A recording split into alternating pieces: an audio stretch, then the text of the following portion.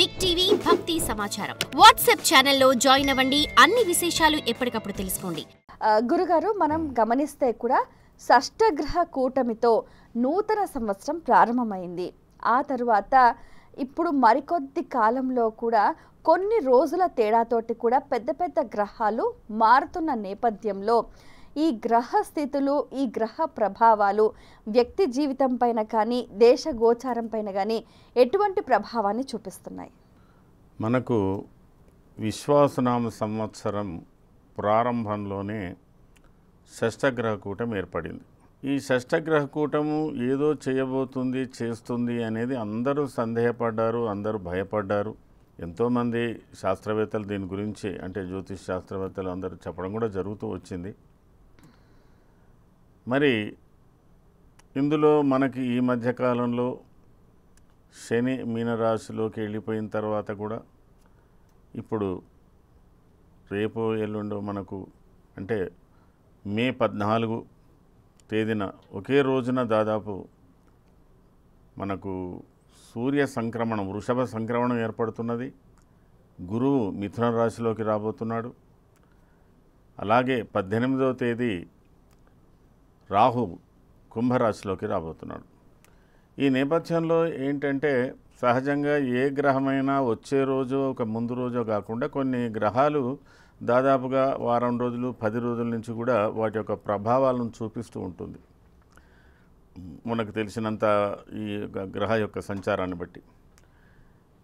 మొన్న జరిగినటువంటి పహల్గామ్ సంబంధించిన సంఘటన, ఆ తర్వాత భారత ప్రభుత్వం తీసుకున్నటువంటి చర్యలు, ఇది ఇంచుమించుగా ప్రపంచం యావత్తు అందరూ కూడా దిగ్భ్రాంతిగా, అంటే ఆ సంఘటన చాలామందిని కలిసివేసింది. దానికి తగ్గ వీళ్ళు తీసుకున్న నిర్ణయాలు, వీళ్ళు చేసినటువంటి ప్రయోగాలు ఒక రకంగా యుద్ధ వాతావరణమే.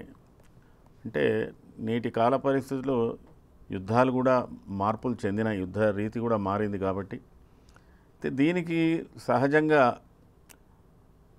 నాకు తెలిసినటువంటి శాస్త్ర అధ్యయనంలో, అనుభవంలో ఏంటంటే ఈ సంవత్సరం విశ్వాసనామ సంవత్సరానికి రాజు సూర్యుడిగా మనం భావించాం, మంత్రి చంద్రునిగా భావించాం, తర్వాత శనిని సేనాధిపతిని చేశాం. రాజు శని అంటే రాజు రవి, సేనాధిపతి శని, వీళ్ళిద్దరికీ బద్ధ వైరమే. కానీ ఒక విచిత్ర యోగం, గజకేసరి యోగంలాగా ఈ రవి శనుల యొక్క ప్రభావాలు మనకు మొన్న జరిగినటువంటి యుద్ధ వాతావరణంలో కనబడ్డది. చంద్రుడి యొక్క మంత్రిత్వం కూడా కనబడ్డది. ఏ విధంగా? చంద్రుడి యొక్క మంత్రిత్వం ఏమిటంటే 48 గంటలు సీజ్ ఫైర్ చేద్దామని, మరి మనం ఆపుకోవాలి, కాల్పుల విరమణ అనేది చాలా అనూహ్యంగా అంత తొందరగా జరిగింది. చాలామంది హర్షించలేదు, అంటే యుద్ధాన్ని అభిలషించే వాళ్ళు హర్షించలేదు అనుకోండి. అంటే చంద్రుని యొక్క ప్రభావం అది. ఎందుకంటే బద్ధవైరం, రవిశనులకు బద్ధవైరం. ఇప్పుడు రాజుకు ఉత్సాహమే ఉంది యుద్ధం చేయాలని, సేనాధిపతికి ఉత్సాహమే ఉంది. ఇరు వర్గాలకు, ఇరు దేశాల వాళ్ళలో ఉన్నప్పటికీ కూడా మంత్రిత్వం ఎవరైతే దీని వెనుక చేస్తున్నారో ఆ మంత్రిత్వానికి సంబంధించిన దాంట్లో చంద్రుడి యొక్క ప్రభావము, అంటే ఇది మరి రాజనీతిలో, యుద్ధనీతిలో వీటిని అనుసరించవలసి ఉంటుంది. ఎందుకంటే దీన్ని మనం ఉత్సాహానికి కోరుకొని ఏదో ఒక ఎపిసోడ్ను చూడాలన్నట్టుగా అనుకుంటే యుద్ధము అభిలషించకూడదు. కానీ ఆ విధంగా చంద్రుడి యొక్క ప్రభావం, చంద్రుడు అందులో పూర్ణిమ చంద్రుని యొక్క ప్రభావం, పౌర్ణమి ముందు 2 రోజుల ముందు. కాబట్టి మంత్రి యొక్క ప్రభావము అతి చాకచక్యంగా వాటిని అది చేశాడు. మళ్ళీ తర్వాత ఏం చేస్తాడు అనేది వేరు విషయం అదిగా. అట్లాగే ఇక్కడ కుజుడు కూడా మనకు కర్కాటక రాశిలో ఆశ్లేష నక్షత్రంలో సంచారం చేస్తున్నాడు. మనకు గత విశ్వాసనామ సంవత్సరాన్ని తీసుకున్నట్టయితే, గతంలో అంటే 60 ఏళ్ల కింద విశ్వాసనామ సంవత్సరాన్ని తీసుకున్నట్టయితే అప్పుడు రాజు శుక్రుడు, మంత్రి సేనాధిపతి కుజుడు. అప్పుడు కూడా యుద్ధ వాతావరణం జరిగింది. అప్పుడు కూడా ఇంచుమించుగా మనకు ఈ చాతుర్గ్రహ పంచగ్రహ కూటాలు ఏర్పడ్డాయి. అప్పుడు రాహు గురు ఒక దగ్గర, ఇప్పుడు శని రాహు ఒక దగ్గర ఉన్నాడు ఈ ప్రభావంలో. ఆ విధంగా మనం పోల్చి చూసుకున్నట్టయితే ఒక్కొక్కసారి ఈ గ్రహాలు వాటి యొక్క ధోరణులు తప్పకుండా ఏ సంఘటన మీదైనా కనబడుతుంది, యుద్ధ వాతావరణం తప్పకుండా కనబడుతుంది అని నా అభిప్రాయం. ఇంకొక రకంగా చెప్పాలంటే ఈ విశ్వాసనామ సంవత్సరానికి అధిపతి రాహు. ఈ రాహు యొక్క ప్రభావం శని కన్నా మిగతా గ్రహాల కన్నా రాహు యొక్క ప్రభావము యుద్ధం మీద ఎక్కువగా పనిచేస్తున్నది అనేది నా అభిప్రాయం. అంటే మనం దాన్ని ఏ విధంగా చూడొచ్చు అంటారు? అంటే ఇక్కడ రాహు యొక్క కారకత్వంలో తీసుకున్నట్టయితే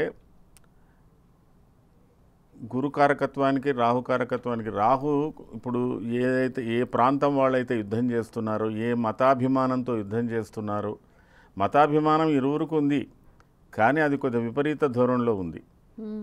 ఇప్పుడు వాళ్ళు అంటారు మీదే మతాభిమానం, మీరే దుర్మార్గులు అని వాళ్ళు అంటారు, మీరే దుర్మార్గులు అని వీళ్ళు అంటారు. కానీ ఇక్కడ కారకత్వంలో చూసుకున్నట్టయితే ఇప్పుడు యుద్ధానికి మనకన్నా ముందుగా యుద్ధాన్ని ప్రేరేపించి యుద్ధ వాతావరణాన్ని ప్రేరేపించినటువంటి వాళ్ళు ఎవరైతే ఉన్నారో మరి వాళ్ళు రాహు కారకత్వంలోకి ఉన్నటువంటి వాళ్ళు, మనమేమో గురు కారకత్వంలో ఉన్నటువంటి వాళ్ళం అని ఈ విధంగా మనం చెప్పుకోవచ్చు. ప్రతి సంఘటన వెంబడి మాత్రము గ్రహస్థితులు ఉంటాయి.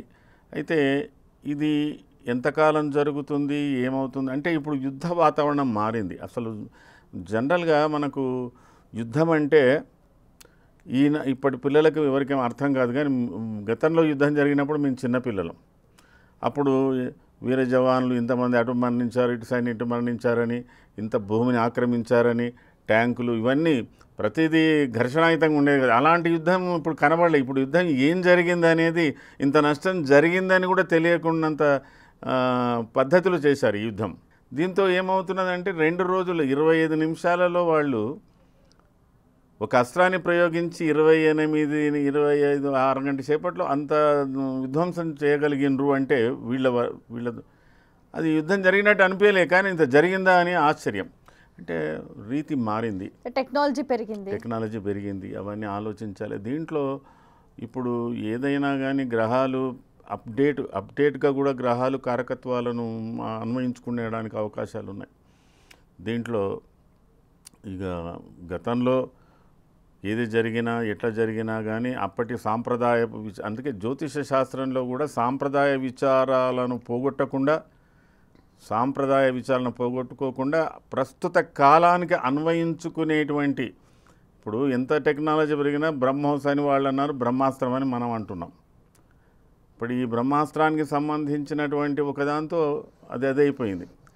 అయితే దీంట్లో మనం చాలా విశేషంగా మనం కొన్ని విషయాలు స్థూలంగానే మాట్లాడుకోవాలి. అతి సూక్ష్మంగా పోతే మళ్ళీ కొన్ని సమస్యలు ఉంటాయి. స్థూలంగా మాట్లాడుకున్నట్టయితే ఈనాటి గ్రహస్థితి, ఈ మారుతున్న గ్రహస్థితి, ఇప్పుడు మారుతున్నటువంటి గ్రహస్థితి, ఒకే రోజు 2 గ్రహాల యొక్క మార్పులు, అలాగే కొద్ది రోజుల 2 రోజుల తేడాతోటి రాహు మార్పులు, మళ్ళీ మధ్యన జూన్ వరకు ఒక రకమైన ప్రభావం, ఆ తర్వాత మళ్ళీ ఇప్పుడు కాలసర్పయోగం కూడా ఏర్పడ్డదమ్మా. విశేషంగా చెప్పాలంటే రేపు 18వ తేదీ నుంచి కేతువు సింహరాశిలోకి రావడం, రాహువు కుంభరాశిలోకి రావడం.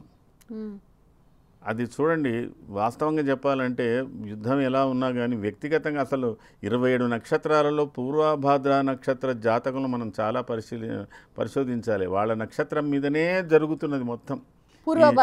పూర్వభాద్రమేనే శని సంచారమే, పూర్వభాద్రమేనే రాహు సంచారమే. మొత్తం మీద మరి పూర్వభాద్ర వ్యక్తిగత జీవితాలు ఎలా ఉన్నాయో కూడా ఆలోచించాలి వాళ్ళు.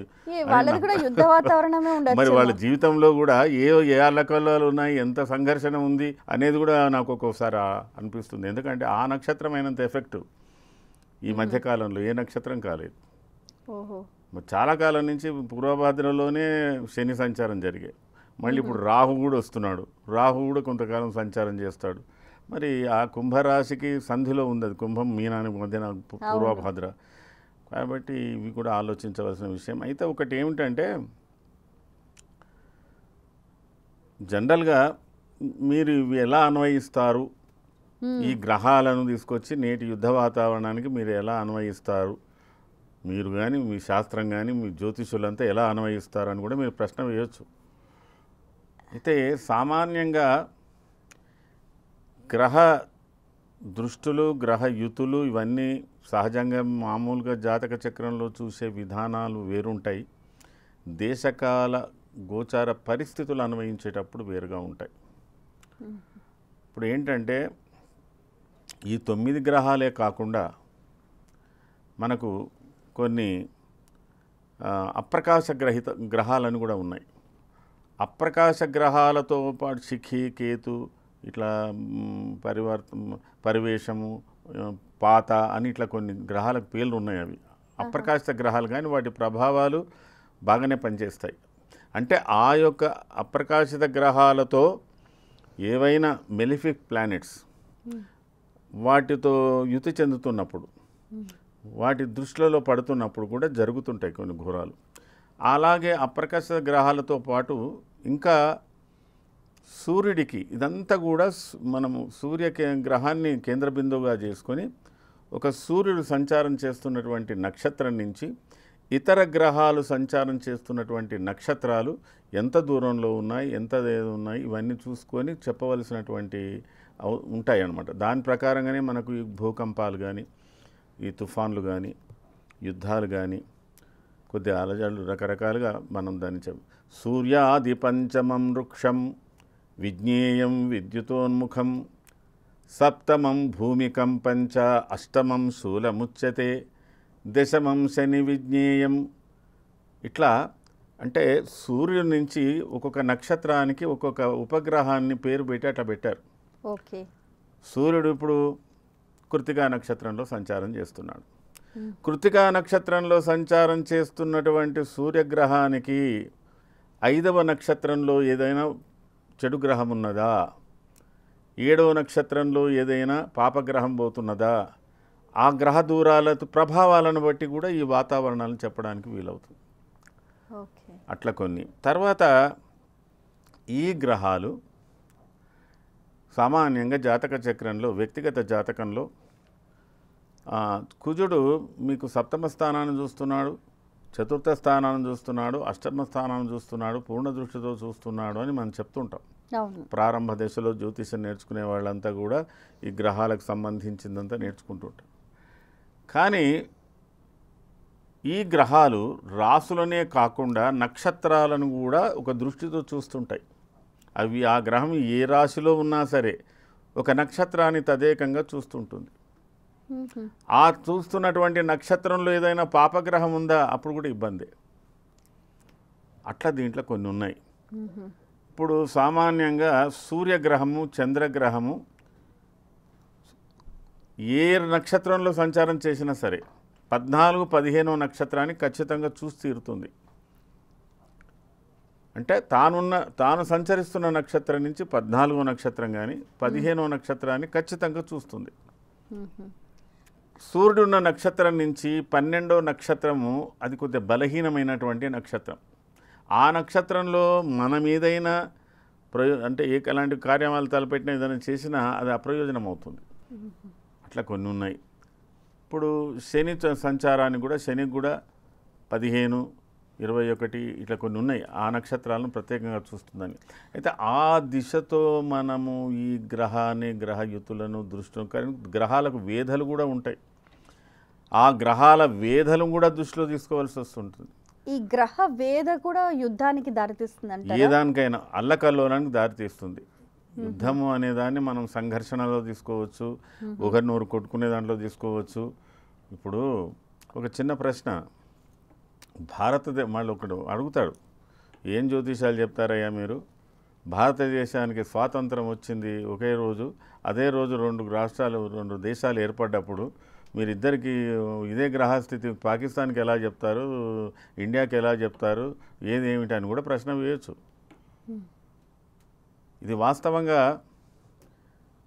మనకు జాతక చక్రంలో ఒక జాతక చక్రాన్ని పరిపూర్ణంగా మనము పరిశీలించి చెప్పాలనుకున్నప్పుడు సంవత్సర ఫలితం, అయన ఫలితం, మాస ఫలితం, దిన ఫలితం, తిథి ఫలితం, నక్షత్ర ఫలితం, యోగ ఫలితం, కర్ణ ఫలితం, దినౌ రాత్రౌ, రాత్ర పగల, ఆ తర్వాత అప్పుడు లగ్నం, ఇన్ని తీవ్ర ఎన్ని పరిశీలించి మనం అది చేస్తాము. మరి వాళ్ళు జరుపుకుంటున్నటువంటి స్వాతంత్రం ఒక తేదీ, మనం జరుపుకునే స్వాతంత్రం ఒక తేదీ. మరి ఒకే రోజు వచ్చినట్టు మనకు అనిపిస్తున్నా వాళ్ళు 14 ఆగస్టు అనుకుంటారట, మనం 15 ఆగస్టు చేస్తున్నాం. అయితే ఇక్కడ ఏమైందంటే మహమ్మదీయులు వాళ్ళు చాలా వరకు చాంద్రమాన రీతిని ఎక్కువ అనుసరించేవాళ్ళు. వాళ్ళ పంచాంగాలకు చాంద్రమానం ఎక్కువ సన్నిహితంగా ఉంటుంది. మనదేమో చాంద్రమాన సౌరమానాల కలయికతో మన పంచాంగాలు. సామాన్యంగా 12 అర్ధరాత్రి 12 దాటిందంటే డేట్ మారుతుంది, దినం మారుతుంది, మనకు అలవాటు అయిపోయింది అది. కానీ సూర్యోదయానంతరమే దినాన్ని మరుసటి రోజు దినాన్ని ప్రారంభించాలనేది చాంద్రమాన పద్ధతి. కాబట్టి వాళ్ళు 14, వాళ్ళకి స్వాతంత్రం వచ్చింది 14 అర్ధరాత్రి అంటారు, మనకు స్వాతంత్రం వచ్చింది 15 తెల్లవారుజాము ఉదయం అంటాం. అవి అంటే అట్లా దాని దోష ఫలితాలల్లో కొంత ఉంటుంది.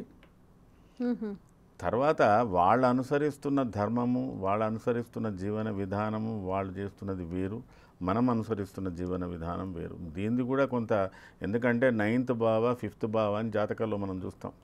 మీరు పూర్వజన్మ చేసుకున్న పుణ్యము, మీరు అనుసరిస్తున్నటువంటి ధర్మము కూడా రక్ష. ఒక జాతకానికి 9th భావం ఎఫెక్టులో ఒక వ్యక్తి చేసుకున్నప్పుడు మీరు రెమెడీస్ అడుగుతారు, మీకు ఇవి ఉన్నాయి దోషాలు, ఏదైనా ఒక పూజ చేసుకోండి అంటే అర్థమైంది, పుణ్యం పెంచుకోమని అర్థమే కదా. మరి ఇక్కడ జరుగుతున్నటువంటి జీవన విధానము, ఇక్కడ ఆహార పద్ధతులు, ఇక్కడ పూజ పునస్కారాలు, ఇక్కడ ప్రతిరోజు సంకల్పాలు, మనం దేవాలయాల సంకల్పాలు, పుణ్యనదుల గురించి ఎన్నెన్నో చేస్తున్నాము. మరి వాళ్ళు ఏం చేసుకుంటారు? వాళ్ళు కూడా అల్లా అంటున్నారు, వాళ్ళు కూడా భగవంతుని గురించే ప్రార్థన చేస్తున్నారు చేసేవాళ్ళు. ఇక్కడ త్రికాల సంధ్య అయితే వాళ్ళు 5 కాలాల నమాజ్ చదివే వాళ్ళు ఉన్నారు, నమాజ్ చదువుతున్నారు కాబట్టి కొంత క్షేమంగా ఉన్నది. కానీ ఆలోచన క్రమము, వాళ్ళ ఆహార రీతులు, వాళ్ళ పద్ధతులు డిఫరెన్స్. అంటే దీని మీద ఏంటంటే ఇక్కడ మనం అట్లా డివైడ్ చేసి మాట్లాడేదానికన్నా, ఎవరి జాతకంలోనైనా శని కుజుల కలయిక, కుజరాహుల కలయిక, గురురాహుల కలయిక, రవిరాహుల కలయిక ఒక తీవ్రమైన ధోరణిని ప్రేరేపిస్తుంది.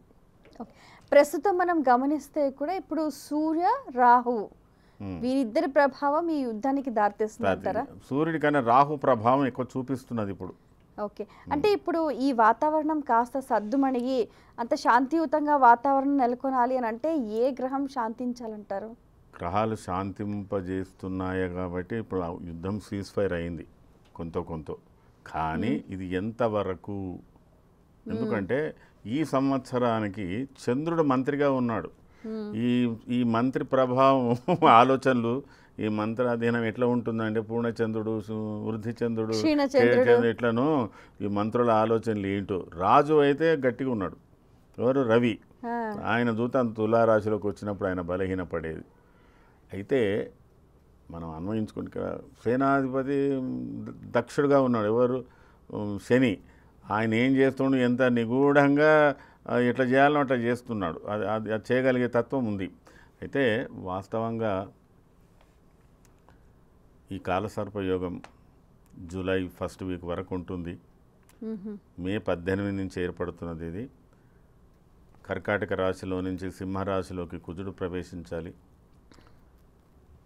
సింహరాశిలో నుంచి కన్యా రాశిలోకి కుజుడు ప్రవేశించిన అనంతరం ఈ కాలసర్పయోగ ప్రభావం కొంత తగ్గుతుంది.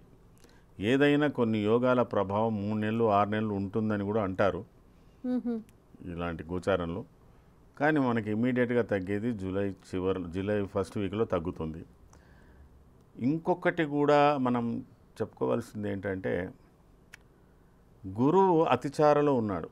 ఆయన నడవవలసినటువంటి గమనం కన్నా ఆదుర్దాగా ముందుకు వెళుతున్నాడు, కొద్దిగా స్పీడ్ పెంచాడు.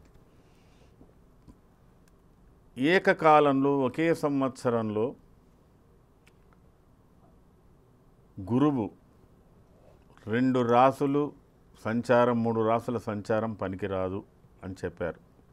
3 రాసులలో కానీ 3 నక్షత్రాలలో కానీ లేదా 2.5 నక్షత్రాలలో కానీ గురు సంచారం జరగకూడదు, అది కొంత కీడు. ఇప్పుడు వాస్తవంగా గురువు మిథున రాశిలోకి వెళ్ళినా మిథున రాశి గురు సంచారం యుద్ధ వాతావరణము, యుద్ధ భీతి, భయభ్రాంతులను కలగజేసే లక్షణం గురువు కూడా కొంత ఉన్నది. ఇక్కడ ఏమైందంటే రాహువు సంవత్సరాధిపతి కావడం, కుంభరాశిలో ప్రవేశించడం, ఈ కాంబినేషన్ ఏదైతే ఇప్పుడు ఉన్నదో ఈ శనికి రాహు కాంబినేషన్, అంటే శని సేనాధిపతి, రాహు యొక్క ప్రభావం దాని మీద, మరి సూర్యుని యొక్క ప్రభావం ఈ సంవత్సరం అంతా కూడా అదే శనివత్ రాహు అని అంటూ ఉంటారు కదా. శనివత్ రాహు అని కూడా అనుకోవచ్చు. ఇట్లా కొంత ఇది ఏమిటంటే తాత్కాలికంగా కొంత ఇది తగ్గినట్టున్నా అప్పుడప్పుడు ఈ భయము, ఈ వాతావరణం అనేది జరుగుతుంటుంది. మరి ఇది ఎంతకాలము ఏమిటి మరి ఇక వాళ్ళు ప్రభుత్వంగా తీసుకున్నటువంటి నిర్ణయాలు వాటి మీద కొంత ఆధారపడి ఉంటుంది. కానీ వీటి వల్ల మనకేంటంటే వాస్తవంగా జ్యోతిష్ శాస్త్రంలో మన దేశానికి కానీ మన దేశంలో ఉన్న రాష్ట్రాలకు కానీ జ్యోతిష్ శాస్త్రం మనం ఒక్కరిదే కాదు, ఈ ప్రభావం ప్రపంచమంతా చూపిస్తుందని చెప్పాలి. ఒక భారతీయులకే శని ప్రభావం, రాహు ప్రభావం అని చెప్పడం కూడా కాదు. ఇది సూర్యుడైనా అందరికి వెలుగునిస్తున్నాడు, చంద్రుడైనా అందరికి వెలుగునిస్తున్నాడు, అన్ని గ్రహాలు అందరికి ప్రభావం చూపిస్తాయి. అయితే దీంట్లో నక్షత్ర విభజన, కొన్ని దేశాలను నక్షత్ర విభజన చేశారు, రాసుల రీతిగా విభజించారు, నక్షత్రాల రీతిగా విభజించారు. అయితే దీనికి ఒక కూర్మచక్రం అని ఒకటి ఉంటుంది. ఆ కూర్మచక్ర ప్రకారంగా కృత్తికా నక్షత్రం నుంచి ప్రారంభమవుతుంది ఆ చక్రం. కృత్తిక, రోహిణి, మృగశిర, అక్కడి నుంచి 27 నక్షత్రాలను 9 భాగాలలో విభజిస్తారు. వాడు 9 3 27. ఆ నక్షత్రాలకు దిశలు ఏర్పడతాయి. ఆ దిశలతో పాటు ఆ నక్షత్రాలకి కేటాయించబడినటువంటి దేశాలు కూడా అందులో కొంత వస్తాయి రమారమిగా. ఈ చెడు గ్రహాలు ఏవైతే దుర్గ్రహాలు అనుకున్నామో, దుష్టగ్రహాలు అనుకున్నామో, లేదా ఈ చెడు ప్రభావం చూపించే గ్రహం అనుకున్నాం, అన్ని గ్రహాలు బాగానే ఉంటాయి కానీ ఒక్కొక్కసారి వాళ్ళు అయితే ఆ గ్రహాల యొక్క ప్రభావం ఆ నక్షత్రాలకు సంబంధించిన వాటి మీద ఎక్కువగా పడుతుంది అని చెప్పడం కూడా జరుగుతుంది. ఇక దీంట్లో ఏంటంటే ప్రకృతి వైపరీత్యాల్లో ఇప్పుడు భయం అనేది మాత్రము ఈ సంవత్సరం అంతా ఉంటుందమ్మా. ఏదో రకమైన భయము, యుద్ధ భయమే కాకుండా మీకు ప్రతిదీ కూడా రేపేమిటో అనే ఆదుర్ద అందరికీ ఏర్పడుతుంది. తర్వాత ఈ యొక్క గురు సంచారం, ఈ రాహు సంచారం ఏంటంటే ఈ వర్షాలు కానీ ఎక్కడ ఎక్కువగా పడతాయో ఎక్కడ పడవో చెప్పలేనటువంటి పరిస్థితి, అది విచిత్ర ప్రవృత్తితోటి వర్ష సూచనలు ఉన్నాయి. For more videos like this, subscribe Big TV channel.